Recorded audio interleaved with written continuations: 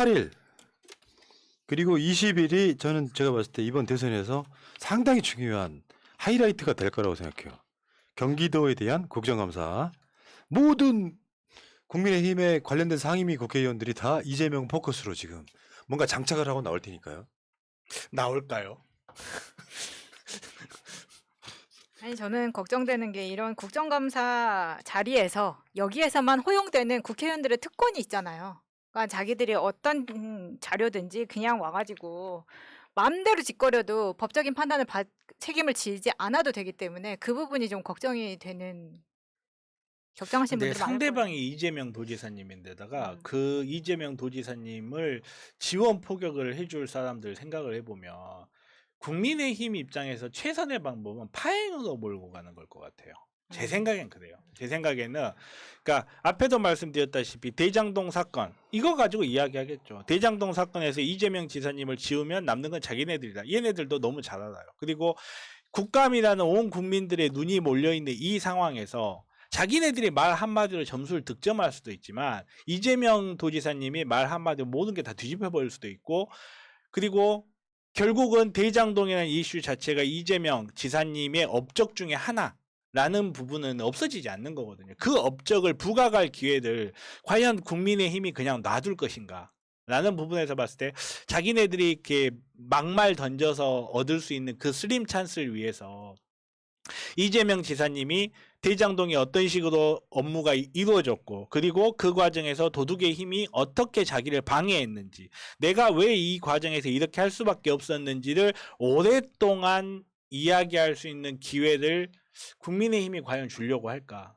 이 부분을 생각해 봤을 때 어떻게든 파행으로 몰고 가려 하지 않을까, 제 생각엔 좀 그렇습니다. 그렇죠. 오히려 그럴 가능성도 꽤 네, 있다고 네. 보고 어차피 이거 이재명 지사가 나오는 것 자체가 정치적 이벤트예요. 근데 저쪽에서 그 효과를 못 거둘 수밖에 없는 게 이재명 관련해서는 유동규를 구속시켰기 때문에 그 느낌만 주려고 하겠지만 사실은 그런 민주당 국회의원들 가만히 있습니까? 그렇죠. 실제로 상임위 숫자 배분이요. 민주당이 훨씬 많습니다. 예를 들어 20명 있다고 쳐. 그러면 10명, 10명이 하는 게 아니에요. 그렇죠. 그쪽에 한 7, 8명, 민주당은 10몇 명 이렇게 한단 말이에요. 그러면 서로 간에 발언 기회는 똑같이 주어지는 거잖아요. 이재명 지사 공격만 할 수 있을까요?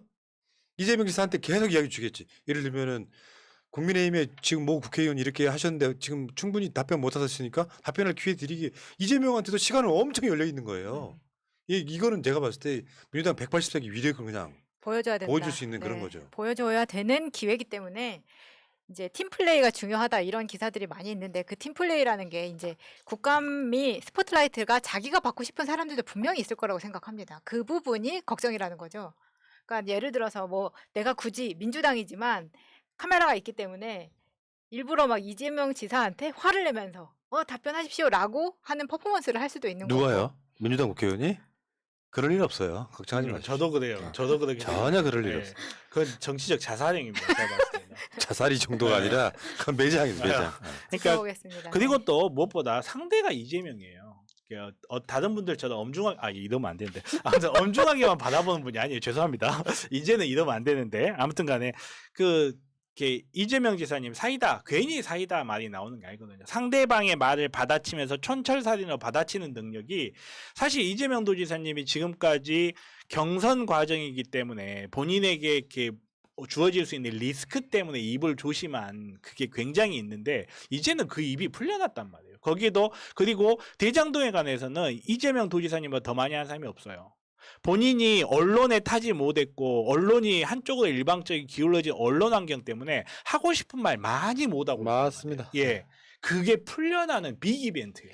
2021년 국정감사가 사실은 뭐 크게 임팩트가 없고요. 이제 국민의힘 국회의원들이 이제 입에 입마개를 쓰고 특검 받아라 이런 짓거리들을 하고 있는데 실제로 왜 특검이 이루어지면 안 되는지까지도 그런 이야기 다 나올 수가 있다고 생각이 들고요. 그럼요. 근데 사실은 어떻게 생각해 보면은 이재명 지사가 국감 피해서 도망갔다 하면 대장동 의혹은 더 커져요, 국민들한테.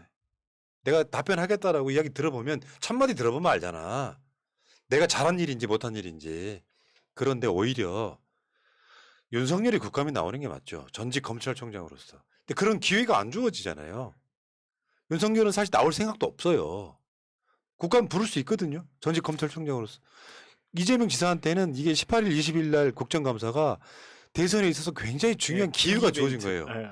사람들이 관심 모아지고 있고 우리 같은 사람들이 이재명 지사를 믿으니까 뭐 당연히 나온 거라고 생각하는데 일반인들 입장에서는 지금까지 뭐 2달 가까이 대장동 이야기를 했던 그거 들어보려니까 이게 국민의힘 국회의원들하고 지금 딱 맞닥뜨린 상황이 벌어졌잖아요. 이 새끼들이 지금 경기도 가가지고 성남시 자료 내달라고 하면 난동 비우고 그랬잖아. 그러니까 다 정치적 쇼거든요. 성남 자료가 왜 경기도에 있습니까? 없는 거잖아요. 그리고 지금 국회의원 감사 대상도 아닌 뭐 도지사 뭐 연차 월차 일정 달라고 이거는 지방사무니 것도 못 주는 거고 뭐 이런 상황까지 참 벌어지는 상황이기 때문에 그건 기회일 수밖에 없는 거라고 생각이 들고요. 어정쩡하게 개기다가 아주 국민 쌍년 된다.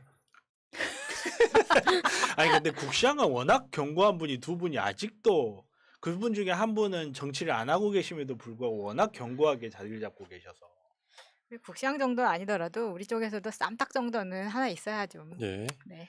자, 행안위하고 국토위가 이제 재밌는데 그거 끝나고 나면 국감 다 끝나는 겁니다.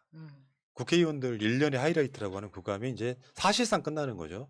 10월 말 넘어가면서 이제 대장동은 슬슬 스그러들면서 그 10월 말쯤 가면은 국민 이제 70%가 이제 접종 완료가 되면서 11월 달 되면은 11월 초에 국민의힘 후보가 딱 뽑히면서 이제 딱 매치업이 딱 만들어지면서 이제 그때부터 여론조사가 진짜고요. 대장동이라는 어마어마한 예방주사를 이재명 지사가 맞았다. 이렇게 보면은 제가 그 어제 같은 경우도 윤석열 징계에 관련해서 징계가 맞았다라는 거하고 그분은 이재명이 아니었다. 이 두 메시지가 한꺼번에 나온 날이었었거든요. 지금은 제가 봤을 때 예방주사 맞고 우리가 스트레스를 엄청 받은 만큼 저쪽이 스트레스 받을 날이 또 금방 옵니다. 그러니까 좀 마음을 너그럽게 잡수시기 바라겠습니다.